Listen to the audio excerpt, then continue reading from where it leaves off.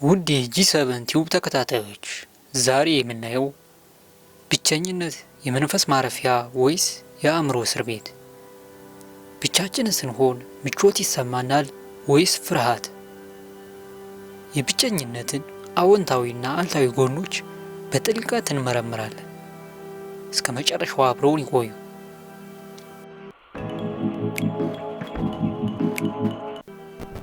ብቸኝነትን በሁለት ከፍለን ልናየው እንችላለን። የመጀመሪያው ጤናማ ብቸኝነት፣ ይህም ማለት በፈቃደኝነት የተመረጠ መገለል ማለት ነው። ይህም አንድ ሰው በንቃት እና በፈቃደኝነት ብቻውን ለመሆን የሚወስነው ውሳኔ ነው።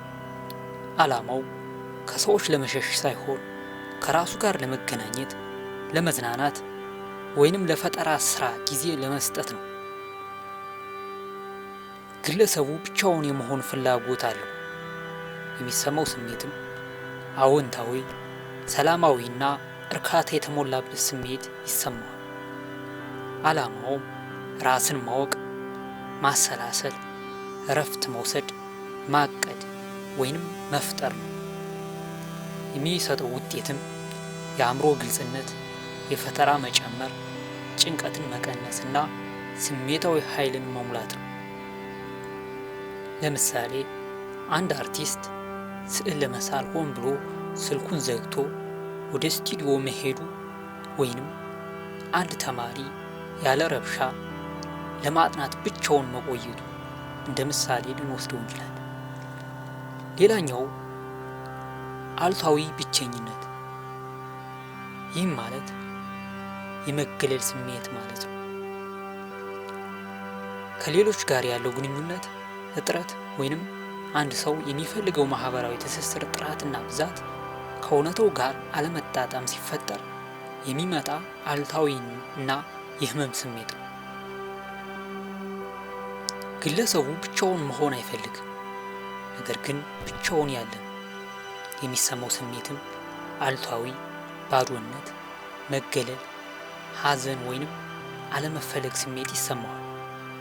ምክንያቱም ከሰዎች ጋር የመገናኘት ጥልቅ ፍላጎት ኑሮት ግን አለመቻል ወይንም በብዙ ሰው መካከል ሆነው እንኳን ጥልቅ ትርጉም ያለው ግንኙነት ማጣት የሚያስከትለው ውጤትም የመንፈስ ጭንቀት፣ ዲፕሬሽን፣ ጭንቀት፣ ራስን ዝቅ አድርጎ ማየትና አካላዊ የጤና ችግሮችን ያስከትላል። ምሳሌ በአዳራሽ ውስጥ በብዙ ሰዎች ተከቦ ያለ የሚሰማው የስሜት መገለል ወይንም ጓደኛ ለማግኘት እየፈለጉ ግን የቅርብ ሰው ማጣት እንደ ምሳሌ ልንወስደው እንችላለን። ብቸኝነት ለፈጠራ የጥልቅ አስተሳሰብ ማዕድ ነው። የፈጠራ ስራ ጥልቅ፣ አዲስና ትርጉም ያለው ነገር ወደ ዓለም ማምጣት ነው። ታዲያ ይህ ድንቅ ስራ የሚፈጠረው የት ነው? በጩኸት በተሞላበት ስብሰባ ላይ ወይስ ስልክ መልስ ስልክ ደውል በሚል የዕለት ተዕለት ውጣ ውረድ ውስጥ? በፍጹም አይደለም። ታላላቅ የፈጠራ ስራዎች ሁሉ የሚወለዱት ከዝምታ ማህፀን ነው፣ ከብቸኝነት። ብቸኝነት ለፈጠራ ስራ አድማስ መክፈት ብቻ አይደለም፣ ራሱ የፈጠራ ስራው መሰረት ነው። ይህን ጥልቅ ግንኙነት በሶስት ዋና ዋና ነጥቦች እንመልከተው። የመጀመሪያው ራስን ከውጫዊ ግብዓቶች መለያየት። የሰው አእምሮ በቋሚነት ወደ ውስጥ የሚገቡ መረጃዎችን ለማስወገድ ይገደዳል። ከማህበራዊ ሚዲያ የሚወረወሩ ማስታወቂያዎች፣ የማህበራዊ ግዴታዎች፣ የሌሎች ሰዎች አስተያየቶች፣ እነዚህ ሁሉ የውጭ ግብዓቶች ኤክስተርናል ኢንፑትስ ተብለው ይጠራሉ። ብቸኝነት የሚሰጠን የመጀመሪያውና ወሳኙ ጥቅም እነዚህን ሁሉ ጩኸቶች ማጥፋት ነው። የአእምሮ ኃይልን ማጠራቀም። አእምሮአችን እንደ ኮምፒውተር ብዙ ፕሮግራሞችን በአንድ ጊዜ ሲያካሂድ ፍጥነቱ ይቀንሳል፣ ኃይሉም ይባክናል። ብቸኝነት ሁሉንም አላስፈላጊ ፕሮግራሞች ዘግተን መላውን የማሰብ ኃይላችንን ወደ አንድ ችግር ወይንም ሀሳብ እንድናመራ ያስችለናል። ይህ ሂደት የአስተሳሰብ ትኩረት ኮግኒቲቭ ፎከስ ይባላል። የመጀመሪያነትን መጠበቅ ኦሪጂናሊቲ፣ የሌሎች ሰዎች ስራ ወይንም አስተያየት ሁልጊዜም ሳያውቁት የፈጠራችንን አቅጣጫ ይወስዳል። ብቻችንን ስንሆን ግን ሀሳቦቻችንን ያለ ፍርድ፣ ያለ ተጽዕኖ፣ ያለ ማጣሪያ ይመነጫሉ። የራሳችንን ድምፅ እንሰማለን። ታላላቅ ፈጣሪዎች የራሳቸውን ዘይቤ ስታይል ያገኙት ከዚህ ንጹህ የውስጥ ድምፅ ነው። ሁለተኛው ጥልቅ አስተሳሰብና የመረጃ ውህደት ዲፕ ቲንኪንግ ኤንድ ሲንተሳይሲስ። ብቸኝነት የፈጠራ ስራ ቋሚ መኖሪያ የሆነው ጥልቅ አስተሳሰብ ዲፕ ቲንኪንግ ይጋብዛል። የፈጠራ ስራ ማለት ከባዶ አዲስ ነገር መፍጠር ማለት አይደለም። ይልቁንስ ቀድሞ የነበሩ መረጃዎችን፣ እውቀቶችንና ልምዶችን ወስዶ በአዲስ ያልተጠበቀ መንገድ ማዋሃድ ማለት ነው። ይህ ደግሞ ጊዜና ዝምታ ይጠይቃል። የማሰላሰል ጊዜ። ብዙ የፈጠራ ችግሮች የሚፈቱት ችግሩ ላይ ስናተኩር ሳይሆን ትኩረታችንን ስናነሳና አእምሯችንን የማሰላሰል ጊዜ ስናገኝ። ብቸኝነት አእምሮ ከውጥረት ነፃ ሆኖ የተሰበሰቡትን መረጃዎች በንቃተ ህሊና ኮንሽየስሊ ሳይሆን በንቃተ ህሊና ስር ሳብኮንሽየስሊ እንድናገናኝ ይረዳል። ታላቁ የፊዚክስ ሊቅ አልበርት ኢንስታይን እኔ የምገመተው በራሴ የብቸኝነት ህልሞች ውስጥ ነው ማለቱ ይህንኑ ያረጋግጣል። ወደ ፍሰት ሁኔታ መግባት ፍሎው ስቴት የሚባለው ሁኔታ አንድ ሰው በስራው ውስጥ ሙሉ ለሙሉ የሚጠፋበት፣ የጊዜና አካባቢ ግንዛቤው የሚጠፋበት ከፍተኛ የትኩረት ደረጃ ነው። ይህ ሁኔታ እንዲፈጠር የማያቋርጥ ሰላምና ብቸኝነት ወሳኝ ነው። በዚህ ሁኔታ ውስጥ ነው አርቲስቶች ድንቅ ስራቸውን የሚስሉት፣ ጸሐፊዎች ረጅም ምዕራፎችን የሚጨርሱት። ሶስተኛው ራስን ማወቅና የውስጥ ዓለምን ማውጣት ሰልፍ አዌርነስ ኤንድ ኢነር ኤክስካቬሽን። እውነተኛ ፈጠራ ሁልጊዜም ከሰዎች ውስጣዊ ማንነት ይመነጫል። የፈጠራ ባለቤት የሚሰማው ጥልቅ ስሜት፣ የደረሰበት መከራ ወይንም ያየው ብርሃን በስራው ውስጥ መገለጥ አለበት። ስሜታዊ ታማኝነት። የራሳችንን ስሜት በቅጡ የማናውቅ ከሆነ የፈጠራ ስራችን የሌሎችን ሀሳብ የሚደግም ባዶ መሆን ያበቃል። ብቸኝነት ስሜታችንን ያለ ፍርድ እንድንመረምር፣ ፍርሃቶቻችን እንድንገነዘብ እና ደስታችንን በጥልቀት እንድናይ ያስችለናል። ይህ ስሜታዊ ታማኝነት ነው ስራውን ህያው የሚያደርገው። አርቲስቶችና ጸሐፊዎች ብዙ ታላላቅ ጸሐፊዎች ብቸኝነትን እንደ ግዴታ ይወስዱታል። ለምሳሌ ታዋቂዋ ጸሐፊ ቨርጂኒያ ወልፍ ጽሑፏን ለመፍጠር የራሷ ክፍል አስፈላጊነት ላይ አጽንዖት ሰጥታለች። ያ ክፍል የብቸኝነት የዝምታና የነፃነት ምሳሌ ነው። በዚህ ሰላማዊ ቦታ ውስጥ ጸሐፊዎች የዓለሙን ውስብስብ ነገሮች በግልጽ ዓይን ማየት ይችላል። ስለ አማኑኤል ታሪክ ላጫውታችሁ። አማኑኤል ሁሌም በሰዎች ተከቦ ይኖር ነበር። የ5 ዓመት ወጣት የሶፍትዌር መሐንዲስ ሲሆን ስራውን በብዙ ቡድን ውስጥ መግባባትን ይጠይቃል። ምሽቶች ላይ ደግሞ ከጓደኞቹ ጋር ያለ እረፍት መጠጥ ቤቶች፣ ድግሶችና የቡድን ውይይቶች ላይ ይውላል። ውጫዊ ህይወቱ በደስታ የተሞላ ድምፅ የበዛበትና የሚያስቀና ይመስላል። ነገር ግን አማኑኤል ወደ ቤቱ ሲገባ በሩን ዘግቶ ብርሃኑን ሲያጠፋ ከውስጥ የተደበቀ ስንጥቅ ይሰማል። ይህ ስንጥቅ ብቸኝነት ይባላል። በብዙ ሰው ተከቦ እያለ ከራሱ ጋር ግንኙነት አጥቶ ነበር። አንድ ቀን አማኑኤል በስራ ጫና ምክንያት የ1 ሳምንት ፈቃድ ወሰደ። ጓደኞችን አስቀድሞ ከሀገር ውጭ ስለ ስራ ሄዳለሁ ብሎ ስለዋሸ ማንም ሊረብሸው አልቻለም። ይህ የብቸኝነት ጊዜ በፈቃደኝነት አልተወሰደም፣ የሁኔታዎች ግዴታ ነበር። የመጀመሪያዎቹ 3 ቀናት አስቸጋሪ ነበሩ። መጀመሪያ ላይ ጆሮዬ ውስጥ ድምፅ ያለ ይመስል ነበር ሲል አማኑኤል አስታውሷል። የጓደኞቼ ሳቅ፣ የቡና ቤቱ ሙዚቃ፣ የስልክ ጥሪ ድምፆች ሁሉም በአእምሮዬ ውስጥ ይጮሁ ነበር።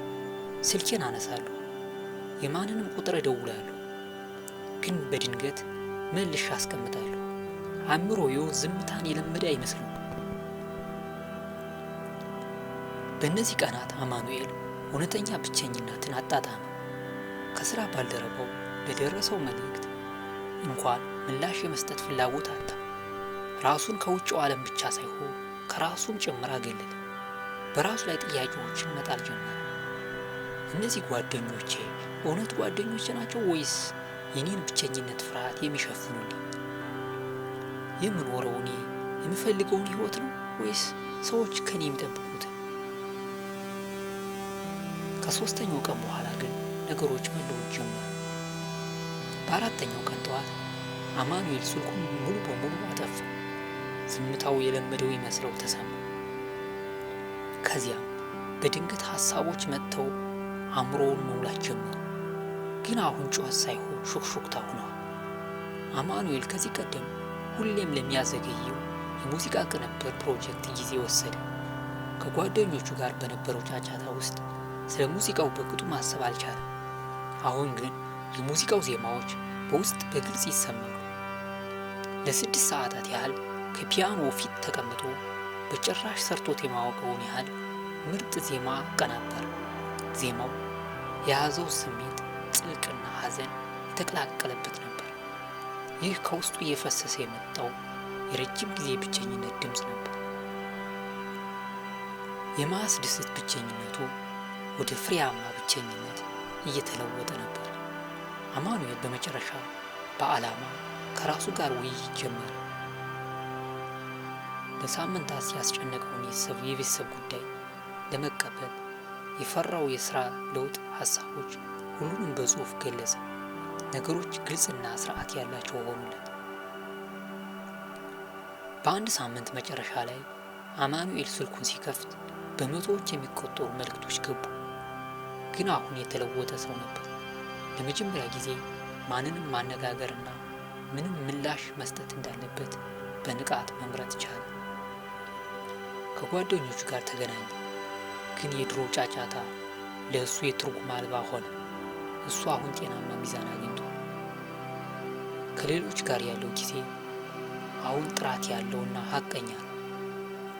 ብቻውን ያለው ጊዜ ደግሞ አሁን የፈጠራና ራስን የማጉላት ምንጭ ነው። አማኑኤል ያኔ ብቻውን በነበረበት ጊዜ ያገኘው ጥልቁ ትምህርት ብቸኝነትን ስንሸሸው በብዙ ሰው ተከበን እንኳን ያሳድደን፣ ስንጋፈጥ ግን ኃይላችንና የፈጠራ አቅማችን ይሆናል። ብቸኝነትን በአዎንታዊ መልኩ ለመጠቀም የሚረዱ መንገዶች። የመጀመሪያው የብቸኝነትን ጊዜ በእቅድ መያዝ ነው። ብቻ የመሆን ጊዜ እንደ ሌላ አስፈላጊ ቀጠሮ ይመልከቱት።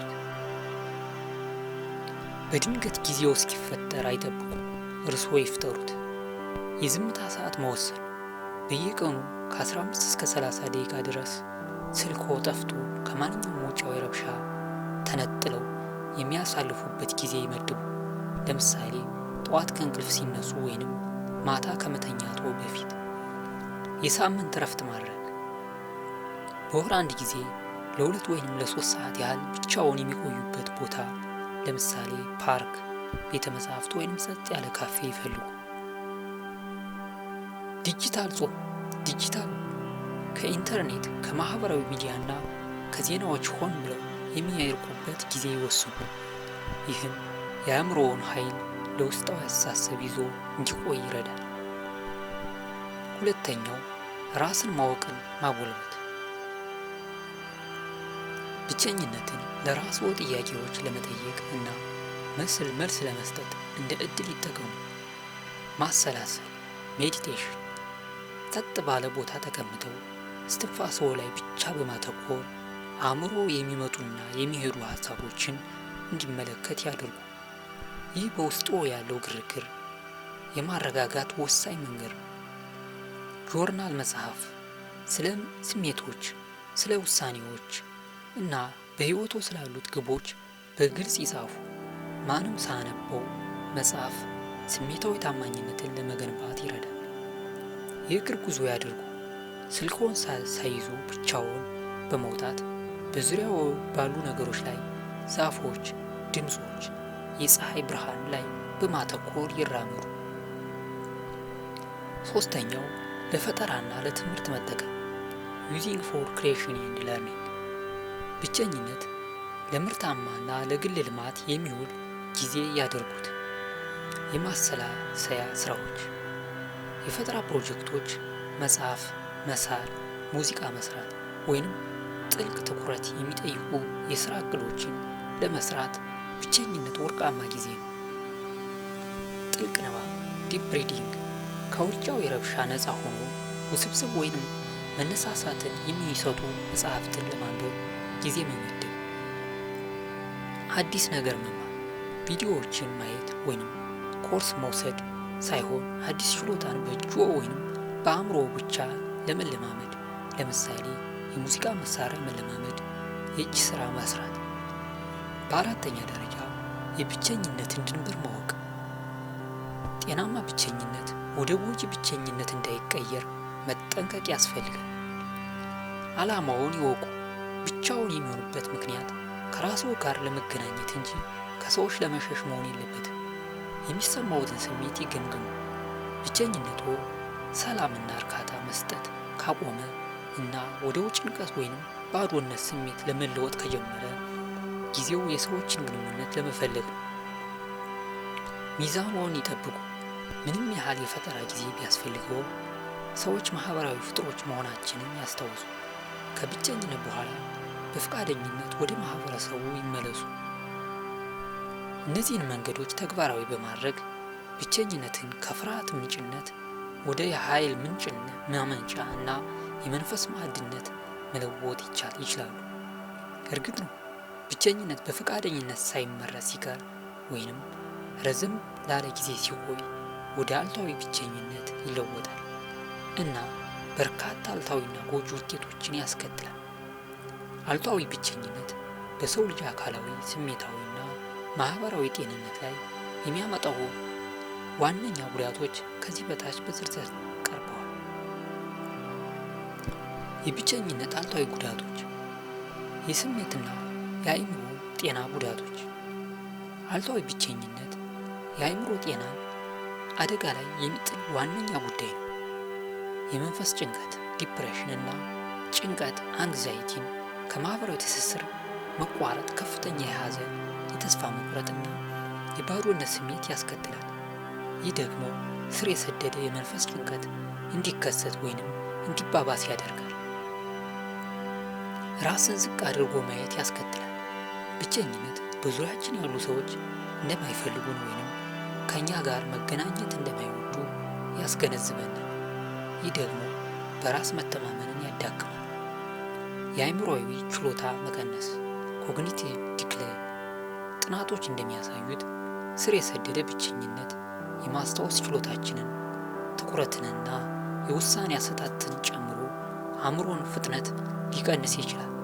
በአረጋውያን ዘንድ ደግሞ ለአልዛይመርና ለአእምሮ መዛባት የመጋለጥ ዕድል ይጨምራል። ሁለተኛው አካላዊ ጤና ጉዳቶች ፊዚካል ሄልዝ ሪስክስ። ብቸኝነት የአእምሮ ጉዳይ ብቻ ሳይሆን አካላዊ ጤንነትን የሚያውክ እውነተኛ የጤና አደጋ ነው። የልብና የደም ዝውውር ችግሮች። ስር የሰደደ ብቸኝነት ሰውነታችንን ጭንቀትንና እንዲቋቋም የሚያደርገውን የሆርሞን መጠን ይጨምራል። ይህ ደግሞ የደም ግፊትን ከፍ በማድረግ ለስትሮክ እና ለልብ ድካም ሀርት አታክ ተጋላጭነት ያደርጋል። የበሽታ መከላከል ስርዓት መዳከም። ጭንቀት የሰውነት በሽታ የመከላከል አቅም ኢሚዩን ሲስተምን ስለሚያዳክም ብቻቸውን የሚኖሩ ሰዎች ለጉንፋን፣ ለኢንፌክሽኖችና ለሌሎች በሽታዎች በቀላሉ ይጋለጣሉ።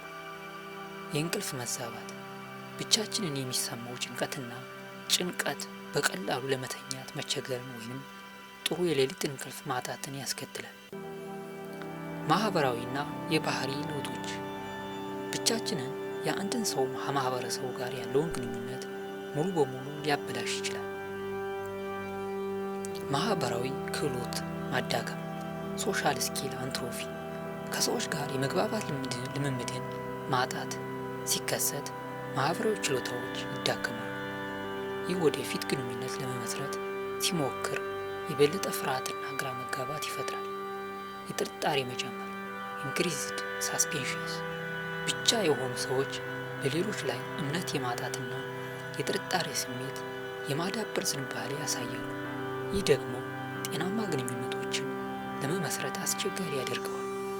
ጎጂ ባህሪያት መጀመር አንዳንዶች የብቸኝነት ስሜት ለማጥፋት ወይንም ለመርሳት ሲሉ እንደ ከመጠን ያለፈ ምግብ መመገብ፣ የአልኮል ወይንም እጽ ሱሰኝነት የመሳሰሉትን ጎጂ ባህሪያትን ሊጀምሩ ይችላሉ። ከማህበረሰቡ መገለል ብቸኝነት ከጊዜ በኋላ ራስን ከሁሉም ማግለል እና ማህበራዊ እንቅስቃሴዎችን ማስወገድ ወደሚል ደረጃ ሊያድግ ይችላል። ይህ ዑደት ብቻችንን የበለጠ ያባብሰዋል። አሉታዊ ብቸኝነት ከሰው ልጅ ህልውና ጋር ተያይዞ የሚመጣ ተፈጥሯዊ ስሜት ቢሆንም ስር ሲሰድ ግን ለጤና ከሚያስከትላቸው አደጋዎች አንጻር እንደ ማጨስና ውፍረት ካሉ ነገሮች ጋር ሊመጣጠን ይችላል። ስለዚህ ጤናማ ግንኙነት ለመጠበቅ ለጠቅላላ የሰውነትና የአእምሮ ጤና ወሳኝ ነው። ብቸኝነትን በአግባቡ ስንጠቀምበት ግን ብቸኝነት የቅንጦት ሳይሆን ለፈጣሪዎች የግድ አስፈላጊ መሳሪያ መሆኑን እንረዳለን። ጩኸቱን እንድናጠፋ፣ መረጃን በጥልቀት እንድናዋህድ እና ከውስጣችን እውነተኛውን ድምፅ አውጥተን የራሳችንን አሻራ በዓለም ላይ እንድናኖር ይጋብዘናል። የብቸኝነትን በሮች ስንከፍት የፈጠራን እምቅ ኃይል እንለቃለን። ስላዳመጡን ከልብ እያመሰገን ቀጣይ በሌላ ርዕሰ ሀሳብ እንገናኛለን። ቻናላችን ሳብስክራይብ በማድረግ ቤተሰብ እንዲሆኑ ፍላጎታችን